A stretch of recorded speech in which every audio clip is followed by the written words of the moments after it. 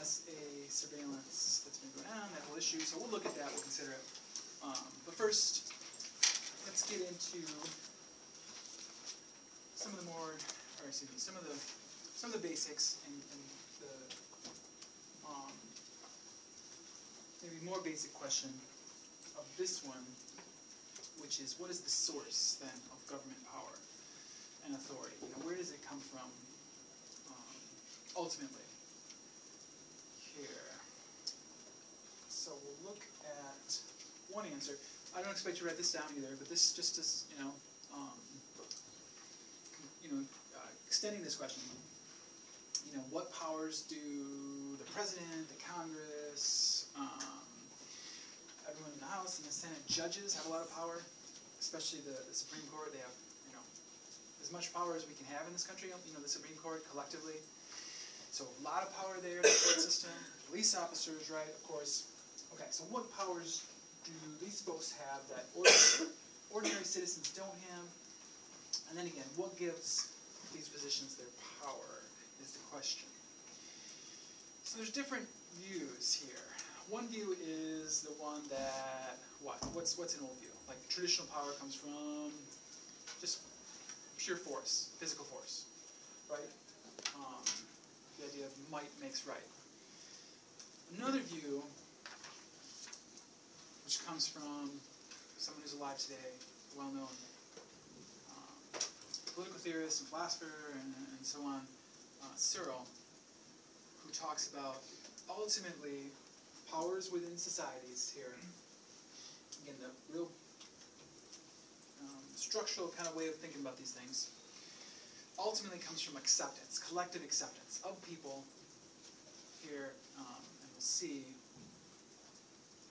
acceptance of what are called status functions. So at first that doesn't make sense probably. What is a status function? But actually it does make sense, and it's pretty clear. We know what function means. We know what status means. And so put them together here. What's a status? We could use the word role here too. A role is just a position within a society. A status, based on how we defined it earlier, is the characteristics of that role or the worth given to that role. But it's the aspects of that role. So it's just a position or role in society. That's a status. Like president, right, is a status. Vice president is a status. Police officer, right, and down the road. Okay. So certain statuses have certain functions that they need to carry out, certain duties and obligations and privileges based on the status. So maybe some of you guys are studying criminal justice, and once you become an official, either in whatever capacity, police officer, what have you, all of a sudden you have a whole set of rights, things you can do now that you couldn't do before, right? Through, where's that power come from? Well, it comes from your department and the government. We follow it all the way back up to, the rules and so on of either the city or the federal, if you're a federal official, FBI, or the state, if you're a state trooper. Okay, so status functions. So on this view, state power comes through this idea of collective acceptance, people willingly accepting the power of these positions in society. So again, it's kind of explaining the obvious, but it's given in a terminology, and it's trying to make sense of the obvious here in some ways. State power then ultimately comes from, when we accept, police officer pulls us over when you're driving home from school, or if you are driving home, and says you were speeding, and you say, no, I wasn't, I was only going 35. What's going to happen typically next? He's going to say, well, I've got it on my gun. I've never asked a police officer to see the gun. Some people I know have, and sometimes they will show you, what they clocked you at. Other times they won't. They'll just say, I've got you on my clock. That's what you're doing. I am a police officer. You are the person driving, right? You've got to listen. And what do you do in that situation? If you're smart, you listen and do exactly what he says, right? Because it's only going to cause you more trouble. to do anything else. And so again, it's through that acceptance of the position. But we know, obviously, of those circumstances when, I'm sure we all watch cops, when people don't accept the power, and they run or they do stupid things, and what happens? Well, they just get more and more trouble. Okay, so it starts with acceptance. State power then, according to this view, at least, can come through consensus when everyone agrees, or in those cases, example people always use too, when you don't pay your taxes, what's going to happen eventually if you don't pay your taxes? Eventually, someone will show up. If it goes on and on and on, eventually someone will physically show up to where you are and apprehend you. Doesn't usually go that far with coercion, but it will, eventually get to that point. So maybe ultimately it is power and this control over violence, like Max Weber said. But on this view, it starts with acceptance.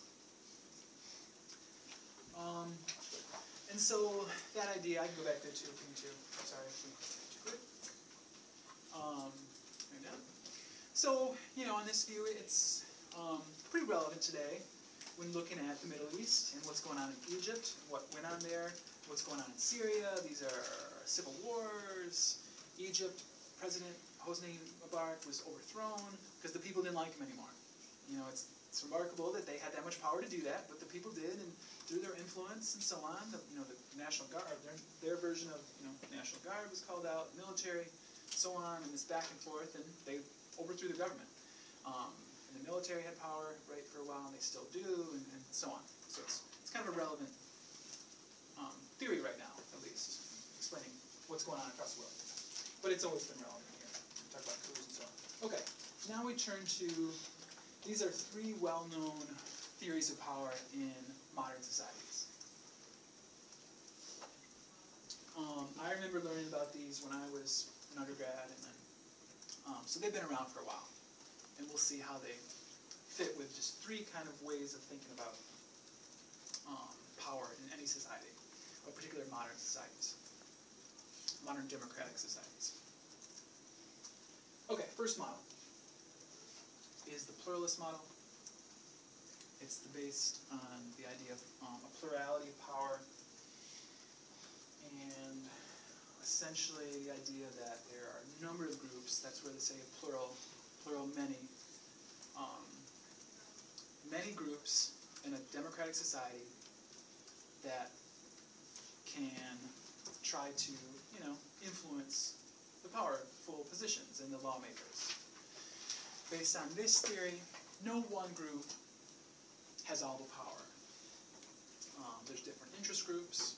We could do the, go back to the NRA versus PETA. Two groups hate each other, right? PETA, People for the Ethical Treatment of Animals, right, versus NRA, two are odds, right? So two groups, political, powerful, PETA isn't as powerful as NRA, but, it got some influence. So, no one group controls everything. You've got Democrats, you've got Republicans, you've got infighting with Democrats, you've got infighting with Republicans. They're all trying to exercise power through democratic process, through our rational legal system. Rules, procedures, lobbying, and so on. Trying to be influential in government. So, number two there, we can all become politically active if we want to. Nothing's going to stop us from being politically active. Okay. Based on this model. All right, that's one model. Okay. Okay, second model. Power elite model is very different.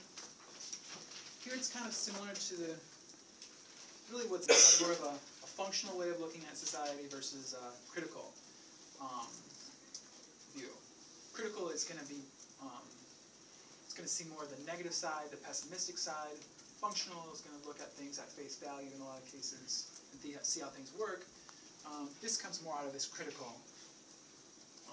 conflict perspective, like world systems theory did last time. It comes out of the same general, trying to unmask, what's going on and things like that. So anyway, power elite model. Our article, the version of it here by Bill Moyers is going to be, again, roughly similar to this. It's going to be the same basic idea. C. Wright Mills wrote a book by this title. So this has been an idea that's been around for a while, too. But what does it say about power in society? It says that power is controlled not by everyone, not by a plurality of groups, but rather by an elite. In our major institutions, this elite is powerful when it comes to politics, it's powerful in the military, and it's also powerful in the business world. And the three groups all generally have a unity or a consensus when it comes to what they want and their interests. When it comes to levels of power, again, on this view, on the other view, the plural view, it's a democratic process. Get out and vote, become politically active. You could do a lot, just have to become active. We probably all know people who have become, either local government or even higher government, right? You just have to get out and do it. On this view, the lower levels don't really have a lot of power. They're usually ill-informed, they're virtually powerless. Yeah, you can vote every once in a while, but it's not going to do anything, really, when it comes to the ultimate,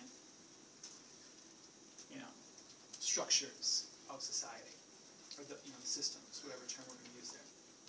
So according to this view, even Congress, they're going to decide minor issues, but they aren't either going to, make any huge wholesale changes to society.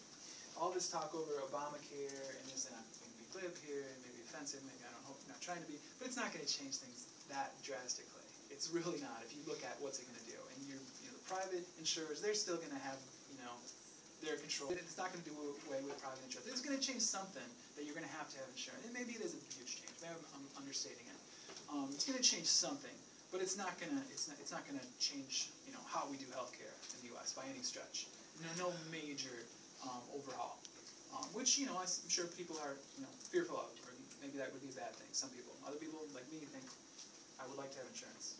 I haven't had health insurance since I was like 26 years old. That's a long time ago. Yeah, if you're a student, as a graduate student, you have really bad health insurance. You have it through your university, typically. Not always, but typically it's pretty bad.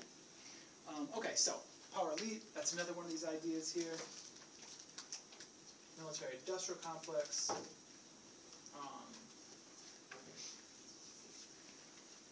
That's an idea that comes from one of our greatest presidents, Dwight D. Eisenhower, who actually coined that term.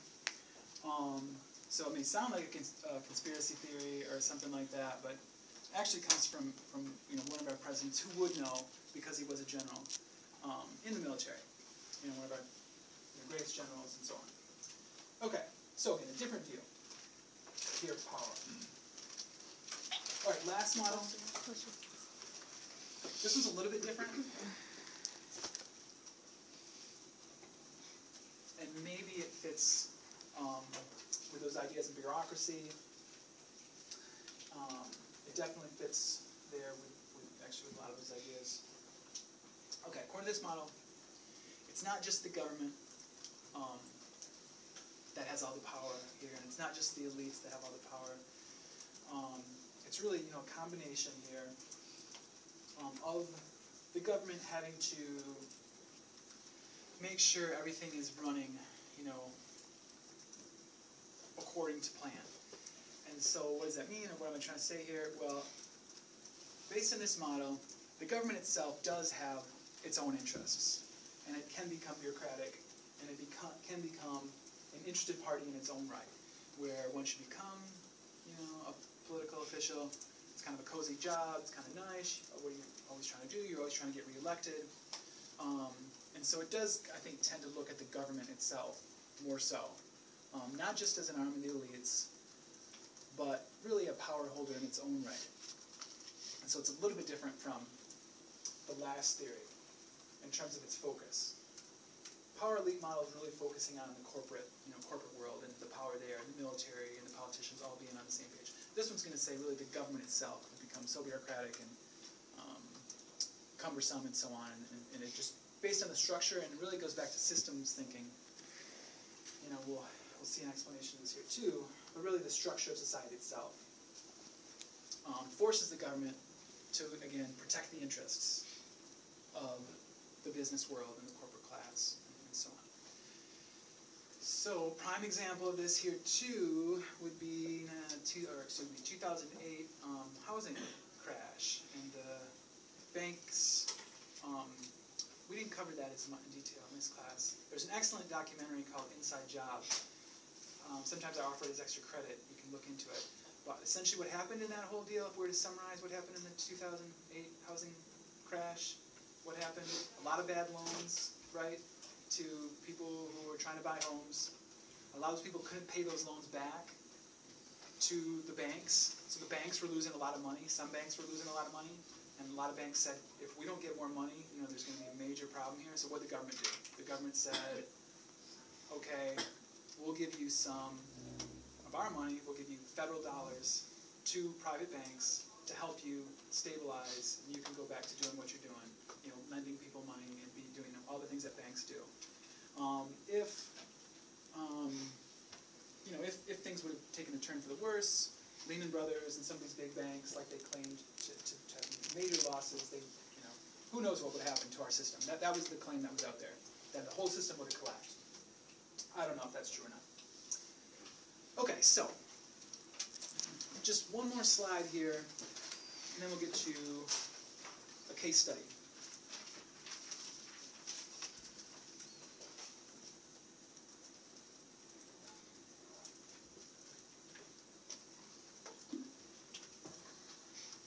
So hopefully that was clear. The plural view, that's really the view we learned in school. Democratic society, we've got power to change things. Power elite view, talked about that. Structuralist view, slight versions, but those are both critical. And they're both going to try to criticize the popular view of free, open, government with the ability to change things, right? So both are critical.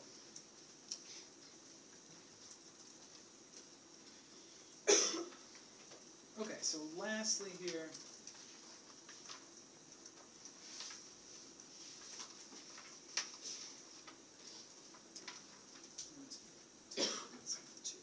two important parts of any democratic government are political rights and civil liberties. I'm going to put a lot up here. So for the test, same idea. Just know, have a rough sense of what these include. You don't have to memorize every one of these lines. Political rights, what do we think those involve? Well, the right to be political and be politically active. 2, form a group, an interest group. Whatever your interests are. It can be gun rights, it can be whatever, environmental rights, whatever. So that's a political right. You can compete for office yourself once you're 35 for senators, and you can be a lot younger for local mayors and so on. And so, the right to elect representatives who are accountable, right? All these kinds of things involve political rights. So really the basis of democracy. No pressure to vote one way or the other. All those kinds of things.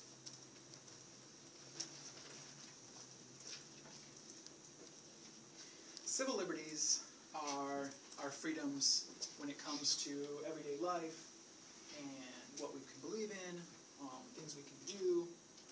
So, freedom of religion, right? Freedom of belief. That's one. Definitely one of the most important there. One of our American ideals.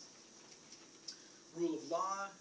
This is going to include the right to an attorney and all of those things, the right to remain silent, all that stuff, your Miranda rights, all of that stuff is under these civil liberties. And again, the right to associate and organize and so on.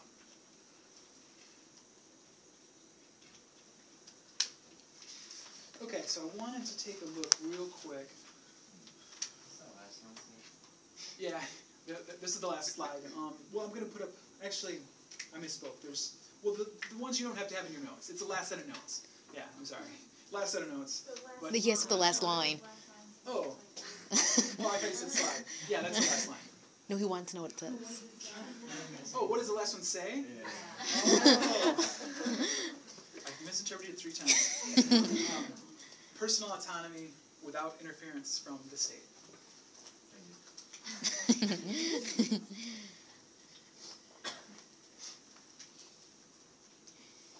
Okay, so last notes. The next couple slides are just examples to get to our assignment. Let me look here. I wanted to look at these two things here